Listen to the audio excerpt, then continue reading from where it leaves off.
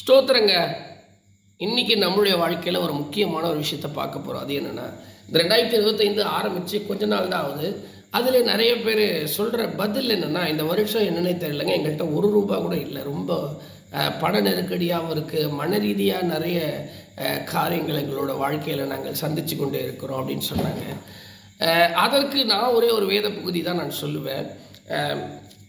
2 கொரிந்தியர் 4ஆம் அதிகாரத்தில் 17ஆம் வசனம் சொல்லப்படுகிறது. மேலும் காணப்படுகிறவைகள் அல்ல, காணப்படாதவைகளை நோக்கி இருக்கிற நமக்கு அதிசீக்கிரத்தில் நீங்கும் இந்த லேசான நம்முடைய உபத்திரவம் மிகவும் அதிகமான நித்திய கன மகிமையை உண்டாக்குகிறது. அப்படின்னா பாருங்கள், அதிசீக்கிரத்தில் நீங்குமா இந்த லேசான கொஞ்சம் ரொம்ப ரொம்ப தற்காலிகமான ஒரு ஒரு போராட்டம் தான். பணமாக இருந்தாலும் சரி, பொருளாதாரம் எதுவாக இருந்தாலும் இதெல்லாம் நம்ம வாழ்க்கையே புரட்டி போட்டுருமா, ஆஹா அவ்வளோதான், நம்மளால் எழும்ப முடியாதா, அப்படியெல்லாம் ஒன்றுமே கிடையாது. இது தற்காலிகமான ஒரு சின்ன ஒரு லேசான ஒரு உபத்திரம். இந்த உபத்திரவத்தில் நம்ம நடக்கும்பொழுது நிறைய விஷயங்களை நம்ம ஆண்டவர் நம்மளுக்கு கற்றுக் கொடுப்பார். ஆமாம், எப்படி நடக்கணும், இந்த உபத்திர காலத்தில் எப்படி இருக்கணும்னு சொல்லி நிறைய விஷயங்களை நம்மளோட ஆண்டவர் ஷேர் பண்ணிக்கிட்டே இருப்பார். நீங்கள் ஜெபிக்கும் பொழுதும் சரி, இந்த உபத்திரவ நேரத்தில் தான் நல்லா ஜெபிக்க நம்ம ஆரம்பிச்சிருப்போம். ஒரு பணம் வேணும்னும் போது நம்ம அதிகமாக தேவனுக்கிட்ட நம்ம அப்போ தான் என்ன பண்ணுவோம், நல்லா ஜெபம் பண்ண ஆரம்பிச்சிருப்போம். அந்த ஆவிக்குரிய வாழ்க்கையில், பக்திக்குரிய வாழ்க்கையில் வளர்வதற்கு நம்மளுக்கு அது ரொம்ப யூஸ்ஃபுல்லாக இருக்கும். அப்போ எல்லா சூழ்நிலையிலையும் பாருங்களேன், இது அதிசீக்கிரத்தில் இந்த நீங்குமா அந்த லேசான கொஞ்சம் இந்த உபத்திரவம் தான். அப்போது மேலும் இந்த மேலே இருக்கிற அந்த வசனம் பாருங்கள், 17லேயே பாருங்கள், மேலே முதல் லைன் பாருங்கள், மேலும் காணப்படுகிறவர்கள் அல்ல, காணப்படாதவைகளை நோக்கி இருக்கிற நமக்கு அதிசீக்கிரத்தில் நீங்கும் இந்த லேசான நம்முடைய உபத்திரவம் மிகவும் அதிகமான நித்திய கன மகிமையை உண்டாக்குகிறது. அப்படின்னா அப்போ அது கன மகிமையை உண்டாக்குதான். இந்த லேசான கொஞ்சம் உபத்திரவம் தான்.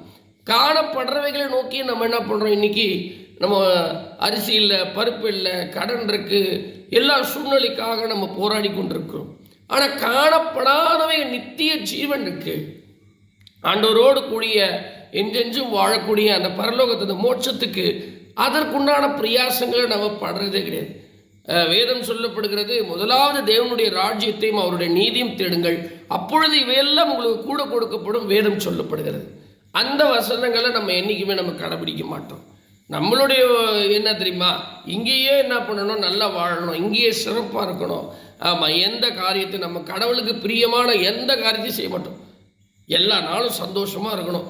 நான் கடவுள்லாம் தேட மாட்டேன், யாருக்கும் எதுவும் செய்ய மாட்டேன், ஆனால் நான் மட்டும் சந்தோஷமாக இருக்கணும்னு நினைக்கிறது தான் நம்மளுடைய எல்லாருடைய அடிப்படையான காரியம். அப்போ காணப்படுகிறவைகள் அல்ல, காணப்படாதவைகளை நோக்கி இருக்கணும்னு பைபிள் சொல்லுது. அப்போ நம்ம எதை நோக்கி நம்ம காத்திருக்கணும், பரிசுத்த ஆவியானுடைய அபிஷேகத்தை குறித்து நம்ம காத்திருக்கணும். அதுதான் காணப்படாதவைகள். பரிசுத்த ஆவியானவர் பாருங்க, அவரை நம்ம கேட்கணும். அப்போ இந்த உபத்திரவத்தில் அதிசீக்கிரத்தில் இந்த நீங்கள் அந்த லேசான இந்த உபத்திரவத்தில் நீங்கள் நிறைய விஷயங்களை கற்றுக்கொள்வீங்க. உங்களுக்கு நெருக்கமாக இருக்கிற நிறைய பேர்கிட்ட நீங்கள் உதவி கேட்டிருப்பீங்க. மன ரீதியாக பாதிக்கப்பட்டு நீங்கள் ஃபோன் தான் பண்ணியிருப்பீங்க. அப்போ நம்ம நிறைய பேர் சொல்கிறேன், என் வாழ்க்கையில் நடந்ததை நான் சொல்கிறேன். ஆமாம், இது யாரையும் நான் குற்றப்படுத்துறதுக்கோ யாரையும் மிகப்படுத்தி பேசுறதுக்கு இல்லை. நம்ம ஃபோன் பண்ணும் போதே சொல்லுவாங்க, இவங்க பணத்துக்கு தான் நம்மளுக்கு பேசுகிறாங்கன்னு சொல்லிட்டு நம்மளை நிறைய அவாய்ட் பண்ணுறவங்களும் நிறைய பேர் இருக்கிறாங்க. நீங்கள் பார்த்துருப்பீங்க ப்ராக்டிக்கலாக. அப்போது நம்ம பாருங்கள், அதிசீக்கிரத்தில் நீங்குமா அந்த லேசான உபத்திரம். அப்போ அதுக்கு நம்ம என்ன பண்ணோம், இந்த உபத்திரவத்தில் தான் கர்த்தர் நம்மளுக்கு நிறைய விஷயங்களை கற்றுக் கொடுப்பார். இந்த உபத்திரவத்தில் தான் ஒவ்வொரு மனிதனுடைய குணாதிசயங்களை நம்மளுக்கு கற்றுக் கொடுப்பார். கூட பிறந்தவங்க சரி, எல்லாரையும் சரி நம்மளுக்கு கற்றுக் கொடுப்பார். உபத்திரவத்தில் நடக்கும்போது ஆண்டவர் நிச்சயமாக உங்களை விடவே மாட்டார். நிச்சயமாக பாருங்களேன், அப்போ தான் நல்லா ஜெபம் பண்ண ஆரம்பிச்சிருப்போம். ஒருத்தவங்கள்ட்ட உதவின்னு கேட்டிருப்போம், அவங்க இருந்துக்கிட்டே நம்ம இல்லைன்னு கூட சொல்லி நிறைய வாட்டி நம்மளை காயப்படுத்தியிருப்பாங்க. ஆனால் அவங்கள நம்ம காயப்படுத்தணுமா, அப்படிலாம் இல்லைங்க, அப்படி பண்ணக்கூடாது. அது ஒரு சரியானது இல்லை. அவங்க இப்போ நீங்கள் பட்ட கஷ்டத்துக்கு அவங்க கஷ்டப்படும் போது நீங்களாக போய் என்ன பண்ணுங்க, அவங்களுக்கு உதவி செய்தது தான் கிறிஸ்தவ அன்பு. உன்னை நேசிப்பதைப் போல பிறரை நேசி என்று வேதம் சொல்லப்படுகிறது. நான் தான் கஷ்டப்படுறேன், என் எதிராளி கஷ்டப்பட்டாலும் பரவாயில்ல அப்படின்னு சொல்லவே அது தேவன் அப்படிப்பட்ட அன்பை விரும்பலை. ஆமாம், உன் சத்துரு பசியாக இருந்தால் அவனுக்கு ஆகாரம் கொடுந்தா பைபிள் சொல்லுது. அப்போ பாருங்கள், உன்னை நேசிப்பதை போல பிறரை நேசி. அப்போது அதுதான் எல்லாரையும் நம்ம நேசிக்கக்கூடிய அந்த உங்களுக்கு அனுபவத்தை இந்த வசனம் உங்களுக்கு கற்றுக் கொடுக்கும். அப்போ இந்த லேசான உபத்திரவம் தான் அதுக்காக நீங்கள் அவ்வளோதான் நம்ம லைஃப் முடிஞ்சு போயிடுச்சு, அவ்வளோதான் இதுக்கப்புறம் நம்ம எழுந்துக்க முடியாது இல்லைங்க. ஒரு கடன் சூழ்நிலை தான், பரவாயில்ல, ஒரு சுச்சுவேஷன், அவ்வளோதாங்க, வேற ஒன்றும் இல்லைங்க. இதில் சும்மாங்க இந்த தண்ணி தெளித்த உடனே ஒரு வெயில் வந்தோடனே ஒரு காஞ்சி போகிறது போல் உங்கள் கடனெல்லாம் மறைஞ்சு போயிடும். சோர்ந்து போகாதீங்க. நீங்கள் எத்தனை இடத்துல நீங்கள் தலை குனிஞ்சு கூட நடந்திருக்கலாம், அதுக்காக சோர்ந்து போகாதீங்க. அது எந்த இடத்துல நீங்கள் தலை குனிஞ்சிங்களோ அதே இடத்துல கர்த்தர் உங்களை வைராக்கியமாக நடத்தக்கூடியவர். அதனால் நீங்கள் சோர்ந்து போயிடாதீங்க. இன்றைக்கி நீங்கள் ரொம்ப கஷ்டத்தோடு இருக்கிறீங்களா, பரவாயில்ல, விடுங்க, அதை விட்டுருங்க. அடுத்த லைஃப்பை பாருங்கள், அடுத்த கட்டணா இது பாருங்கள், இது விடுங்க, பரவாயில்ல, கர்த்தர் மேலே உங்கள் பாரத்தை வச்சுருங்க.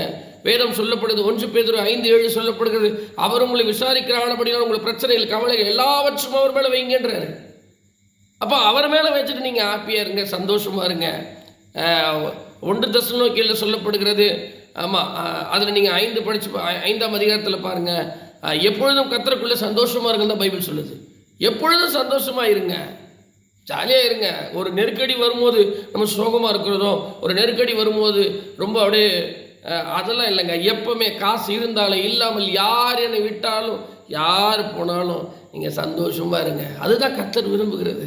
அப்போ இந்த நெருக்கடியை பாருங்கள், அவங்க ஒரு சூழ்நிலையாக இருக்கலாம், ஆனால் அதுதான் முடிவுன்னெலாம் கிடையாதுங்க. நீங்கள் சந்தோஷமாக இருங்க. அந்த சோதனையை அதே கொரிந்தியரில் வாசிக்கிறோம். ஆமாம், எல்லா மனுஷருக்கும் நேரிடுற சோதனை அஞ்சு வேறொரு சோதனை உங்களுக்கு உண்டாயிருக்குள்ள பைபிள் சொல்லுது. அப்போ எல்லாருக்கும் நடக்கிறது தான் நம்மளுக்கும் நடக்குது. இதுதான் எண்டெல்லாம் கிடையாதுங்க. இது காட்டிலும் மேலே மேலே நிறைய பேர் உங்களை கொண்டு ஆண்டவர் பெரிய திட்டங்கள்லாம் வச்சுருக்காரு. ஆமாம், இந்த சோதனையை நீ கொஞ்சம் அதிசீக்கிரத்தில் நீங்கள் அந்த லேசான உபத்திரம், இந்த உபத்திரவத்தை கண்டு சோர்ந்து போகாதீங்க. கர்த்தர் உங்களை கொண்டு பெரிய காரியங்களை செய்ய போகிறார். இந்த வீடியோ பாருங்கள், நிறைய பேருக்கு ஷேர் பண்ணுங்கள். நிச்சயமாக ஆண்டவர் உங்களை ஆஸ்வதிப்பார். God bless you.